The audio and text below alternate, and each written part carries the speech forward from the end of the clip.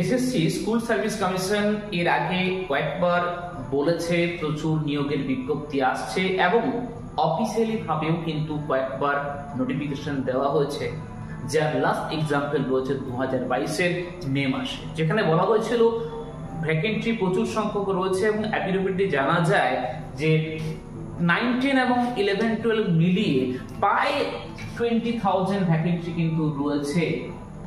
এই ভ্যাকেন্সির বিজ্ঞপ্তি কিন্তু এখনো প্রকাশ করা হয়নি এবং এই নিয়ে বেশ কিছু পরীক্ষার্থী অলরেডি তারা কিন্তু কেস করেছেন সৌগতবাবু বেঞ্চে।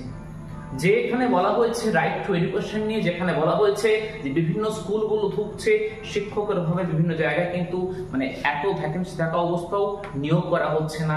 সেই নিয়োগের দাবি নিয়ে প্রত্যেকটি অ্যাসপিরেন্ট একজোট হয়েছেন এবং প্রত্যেককে বলবো এই একজোটে সামিল হওয়ার জন্য এবং নিজেদের অধিকারটা বুঝে নেওয়ার জন্য।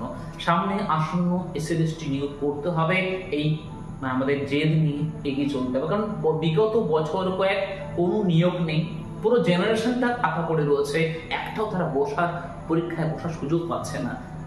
এটুকুই প্রত্যেককে বলবো। অ্যান্ড আপডেট কি রয়েছে কি না সমস্ত জানতে হবে এই চ্যানেলের মধ্য দিয়ে। প্রত্যেকে চ্যানেলটিকে সাবস্ক্রাইব করে রাখার জন্য থ্যাংক ইউ সো মাচ। দেখা হচ্ছে নেক্সট ভিডিওতে।